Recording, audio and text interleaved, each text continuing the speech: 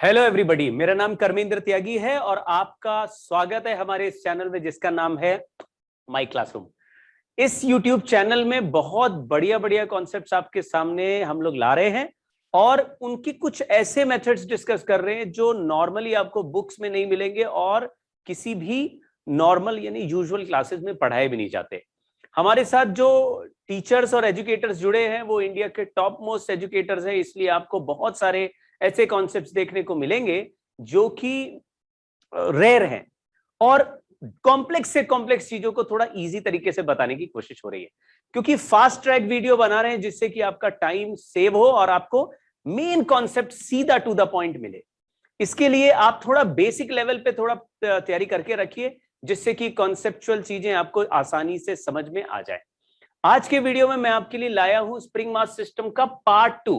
याद रखिएगा, spring mass system का एक शॉर्ट वीडियो मैंने ऑलरेडी बना रखा है जिसमें मैंने आपको एक स्पेशल चीज बताई कि अगर आप स्प्रिंग मास सिस्टम या एसएचएम का यूजुअली कोई भी सवाल देखें तो आप उसमें ये पाएंगे कि फोर्स जो रीस्टोरिंग फोर्स होता है which is trying to pull the block towards mean position, जिसकी वजह से ऑब्जेक्ट एसएचएम या ऑसिलेशन करता है, वो रीस्टोरिंग फोर्स एक्स के डायरेक्टली प्रोपोर्शनल होना चाहिए एसएचएम के लिए, लेकिन वो रीस्टोरिंग फोर्स उसी फोर्स पर डिपेंड करता है जो वेरिएबल है। यानी कि फोर्स या फोर्स का कंपोनेंट वेरिएबल होगा तभी कोई ऑब्जेक्ट एसएचएम करेगा। और ये भी हमने कोशिश करके देखा था ध्यान से कि जितना वेरिएशन आएगा वेरिएबल फोर्स में, उस वेरिएशन यानी जितना एक्स्ट्रा फोर्स लगेगा, जितना चेंज हो जाएगा, वही चेंज वाला पार्ट ही रीस्टोरिंग फोर्स बन जाएगा। आज हम लोग कुछ ऐसे क्वेश्चंस देखेंगे जिसमें अगर कोई मास स्प्रिंग से डायरेक्टली कनेक्टेड ना हो तो उसका टाइम पीरियड फास्टर वे में कैसे निकालते हैं। हालांकि हमारे पास कोई नॉर्मल तरीके तो है ही, वो तो सिखाए जाते हैं, लेकिन फास्टर तरीके से कैसे निकालेंगे उसको भी फटाफट देखेंगे और एक ट्रिक जैसी बना के अपने दिमाग में रख लेंगे। मेंस और एडवांस के क्वेश्चंस में हमको स्पीड की जरूरत होती है और मेरा हमेशा मानना है कि जिस बच्चे की सॉल्विंग स्पीड अच्छी है और उसकी एक्यूरेसी बेटर है, उसकी रैंक हमेशा दूसरों से बढ़िया आती है। चलिए स्टार्ट करते हैं। लास्ट सेशन में, लास्ट वीडियो में मैंने आपको बताया कि अगर कांस्टेंट फोर्स mg लग रहा है तो स्प्रिंग को इनिशियली इलोंगेट होना पड़ता है mg को बैलेंस करने के लिए। mg बैलेंस हो गया। अब जहां से बैलेंस है वहां से अगर ब्लॉक को x और नीचे लेके आओगे तो स्प्रिंग में एक्स्ट्रा इलोंगेशन x आ जाएगा, जिससे कि स्प्रिंग में जो फोर्स mg के इक्वल पहले से लग रहा था अब उसमें kx फोर्स और ऐड हो जाएगा, तो स्प्रिंग का फोर्स हो जाएगा एक्स्ट्रा फोर्स kx। जब एक्स्ट्रा फोर्स kx है तो रीस्टोरिंग kx हो गया, जो एक्स्ट्रा ही है रीस्टोरिंग, एक्स्ट्रा ही है रीस्टोरिंग, तो एक्स्ट्रा फोर्स ही रीस्टोरिंग है, इसलिए रीस्टोरिंग फोर्स kx हो गया रूट ये 2 pi root m by k। ऐसे ही यहां पे सर mg sin थीटा लग रहा है, लेकिन sir mg sin theta incline plane पे कांस्टेंट रहेगा, तो ऐसे केस में भी स्प्रिंग जितना mg sin थीटा को बैलेंस करने के लिए चाहिए उतना तो डिस्प्लेस हो ही चुकी है, लेकिन अगर x और खिसकाओगे मीन पोजीशन से x आगे ले जाओगे तो स्प्रिंग में एक्स्ट्रा डिस्प्लेसमेंट x आ जाएगा, एक्स्ट्रा फोर्स kx बनेगा, एक्स्ट्रा फोर्स ही रीस्टोरिंग फोर्स है, ये भी फॉर्मूला सिमिलर बनेगा। ऐसे ही अपथ्रस्ट और बॉयंसी ये सब जो भी इसमें हो रहे हैं फोर्सेस, वो फोर्सेस और mg सब कांस्टेंट फोर्सेस हैं, पूरा डूबा हुआ ब्लॉक है। अगर कांस्टेंट फोर्स के केस में इनिशियली स्प्रिंग ऑलरेडी इलोंगेटेड है जिससे कि फोर्स बैलेंस हो रहा है, अगर इस ब्लॉक को x और एक्स्ट्रा नीचे लेके आएंगे तो स्प्रिंग में एक्स्ट्रा इलोंगेशन x होगा, फोर्स kx होगा और kx ही रीस्टोरिंग है। अब हम लोग ऐसे क्वेश्चंस करते हैं जिसमें स्प्रिंग डायरेक्टली कनेक्टेड नहीं है ब्लॉक से और हम लोग उसमें SHM calculate, time period calculate करना चाहते हैं। देखिए जरा, इसमें ये ब्लॉक यहां है, सब कुछ मासलेस है, ये जो पुली है ये मासलेस पुली है और ये आइडियल बोल दो, थ्रेड भी मासलेस है, केवल ये ब्लॉक है यहाँ पे रिजिड सपोर्ट से बंधा हुआ, बीच में यहाँ पे एक स्प्रिंग कांस्टेंट k की स्प्रिंग कनेक्टेड है। चलिए अभी मैंने ये देखा, पहले हमने ये कांस्टेंट रिलेशन में भी पढ़ा था कि अगर इस ब्लॉक को x डिस्प्लेस करे, याद करो आपको या तो कांस्टेंट रिलेशन आपको बताया होगा वर्चुअल वर्क डन मेथड से, किसी भी क्लास में आप पढ़ते होंगे, या फिर अगर आप मुझसे पढ़ते वर्चुअल वर्क डन मेथड के साथ साथ आपने ये जो डिस्प्लेसमेंट मेथड भी सीखा होगा। जैसे कि अगर ये पॉइंट का डिस्प्लेसमेंट x1 हो और इधर धागा चले x2 डिस्प्लेसमेंट पे, तो सेंटर वाले पॉइंट का displacement x1 plus x2 bye 2 होता है। आप इस हिसाब से कर सकते हैं।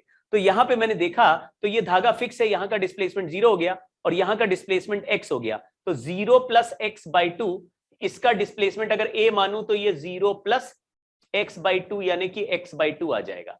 तो मैंने ब्लॉक का डिस्प्लेसमेंट x मान लिया, स्प्रिंग का डिस्प्लेसमेंट x/2 हो गया।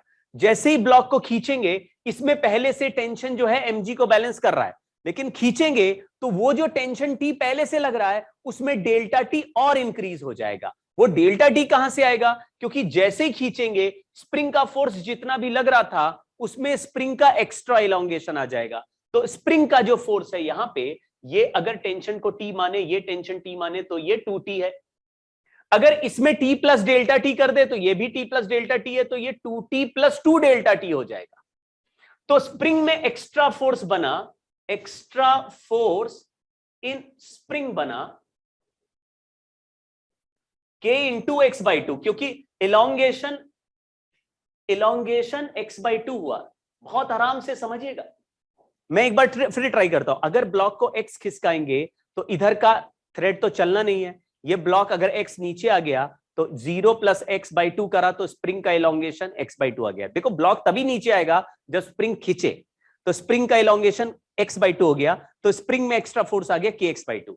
लेकिन अगर इस टेंशन को T और इसको T बोले तो स्प्रिंग के टेंशन को 2T बोलेंगे, मासलेस स्प्रिंग है। यहां पे T + डेल्टा T कर दे तो ये भी T + डेल्टा T हो जाएगा, तो ऊपर वाला 2T + 2 डेल्टा T हो जाएगा। तो ये जो एक्स्ट्रा फोर्स बना वो एक्स्ट्रा स्प्रिंग का टेंशन है, विच इज 2 डेल्टा T। और 2 डेल्टा T को हम kx/2 कर दे तो डेल्टा T का वैल्यू आया kx/4। डेल्टा T क्या है? ये एक्स्ट्रा टेंशन है। Delta T extra tension in the string है, और एक्स्ट्रा फोर्स ही रीस्टोरिंग फोर्स होता है, ये हम पहले ही प्रूव कर चुके हैं। तो ये ही रीस्टोरिंग फोर्स हो गया ब्लॉक पे। ब्लॉक का रीस्टोरिंग फोर्स ब्लॉक के ही डिस्प्लेसमेंट के प्रोपोर्शनल हो गया, डिस्प्लेसमेंट ऑफ द ब्लॉक। तो आपको मैंने ये सिखाया कि जिस ब्लॉक पे एक्स्ट्रा फोर्स निकाला उसी का डिस्प्लेसमेंट के प्रोपोर्शनल आ जाए तो बीच में कांस्टेंट के आ जाता है। टाइम पीरियड का वैल्यू टीपी लिख देते, time period is 2π√m/k/4।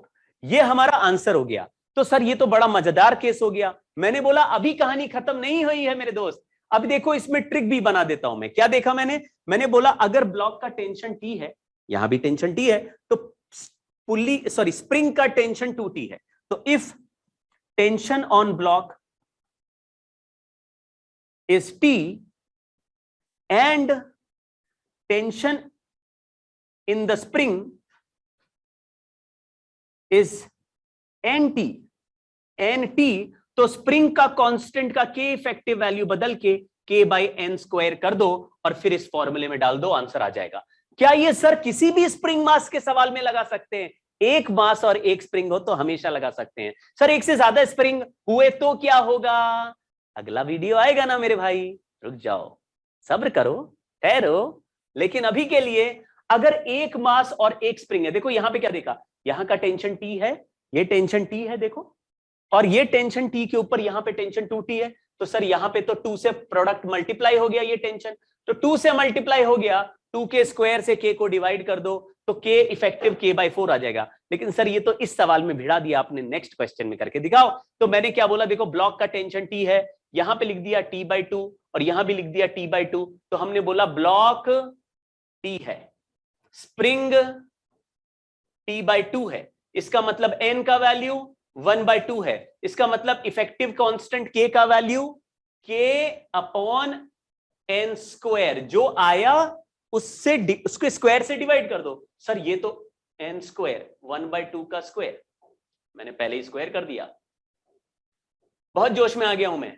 4K हो गया, K इफेक्टिव 4K। तो क्या टाइम पीरियड TP निकाल सकते हैं? टाइम पीरियड इज 2π√, ये टाइम पास नहीं कर रहे, टाइम पीरियड 2π√m/K, K की जगह 4K। अरे ये तो सर बहुत बढ़िया ट्रिक है, हम लोग टेंशन तो वैसे ही निकाल लेते हैं, मैकेनिक्स में पढ़ा हुआ है कहीं पे टेंशन वैसे इधर उधर।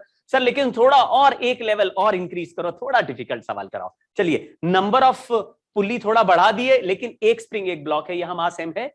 मैंने एक धागे का टेंशन ये T लिखा, तो ये धागा ही इस स्प्रिंग से कनेक्टेड है यहां से यहां तक, तो स्प्रिंग का टेंशन भी T हो गया, यहां से घूम के गए, ये इस थ्रेड का टेंशन भी T हो गया, पुल्ली मासलेस है। ये T और T है तो यहां का टेंशन 2T हो गया और यहां का टेंशन T है, तो यानी कि ब्लॉक का टेंशन, ब्लॉक में 3T है और स्प्रिंग में T है। अगर मैं इसको उल्टा बोल दूं, उल्टा मतलब कि अगर रिड्यूस कर दूं, 3T को अगर T बना दूं तो T की जगह T/3 हो जाएगा, सेम रेशियो रखना। तो अगर ब्लॉक को कुछ T1 बोल दूं, यानी T1, 3T को T1 बोल दिया, तो स्प्रिंग को बोलना पड़ेगा T1/3। क्या ये सही है? N का वैल्यू हुआ 1/3, K इफेक्टिव का वैल्यू हुआ 9K। कुछ सोचना कैसे, नीचे तो ऊपर स्क्वायर, तो टाइम पीरियड TP का वैल्यू 2π√m/9K। ये मैंने सॉल्व करके भी दिखाया, लेकिन एक बार एक चीज सॉल्व हो जाती है तो मेरा मैथमेटिकल दिमाग अपने आप उसके फैक्टर को पकड़ने की कोशिश करता है। अब सवाल अगर 4 ऑप्शन का है तो दूर से देख के ही पता चल जाएगा कितने का फैक्टर एक्स्ट्रा K में आने वाला है और आंसर आ जाएगा। सॉल्व भी नहीं करना पड़ता, लोग बड़े चालाक हैं, ऐसे ही कर लेते हैं। चलिए इस बढ़िया क्वेश्चन के साथ ये वीडियो खत्म करते हैं, लेकिन अगर ये चैनल आपने सब्सक्राइब नहीं किया तो फिर से मेरी रिक्वेस्ट है, सब्सक्राइब कर लो और इन सारे वीडियोस में छुपे हुए नॉलेज को आप ग्रास्प करते रहो। अपने अच्छे दोस्तों के साथ जरूर शेयर करो। क्यों? क्योंकि जब बढ़िया दो दोस्त आपस में डिस्कस करते हैं तो नॉलेज और इंक्रीज होता है। तो अपने लाइक माइंडेड, अपने जैसे बढ़िया बढ़िया बच्चों के साथ इन वीडियोस को शेयर करो, क्योंकि वो भी देखेंगे तो वो भी सवाल पूछेंगे, फिर आप सवाल जवाब, तो बहुत मजा आएगा। आगे बढ़ते हैं और बहुत सारे और वीडियोस के साथ आपके सामने आऊंगा। Next video moment of inertia का होगा, जिसमें एक ऑब्जेक्ट, बड़ा से ऑब्जेक्ट को छोटे छोटे टुकड़ों में मैं ब्रेक कर दूंगा और छोटे छोटे टुकड़ों का मोमेंट ऑफ इनर्शिया पूछा जाएगा। लेकिन सर आपने कैविटी वाला वीडियो ऑलरेडी बनाया हुआ है। कैविटी की तरह नहीं, जैसे पिज्जा के पीसेस कट करते हैं वैसे मोमेंट ऑफ कट पीसेस का मोमेंट ऑफ इनर्शिया कैसे निकालते हैं, उस तरह के क्वेश्चंस करेंगे नेक्स्ट वीडियो में। जल्दी मिलेंगे, बाय बाय।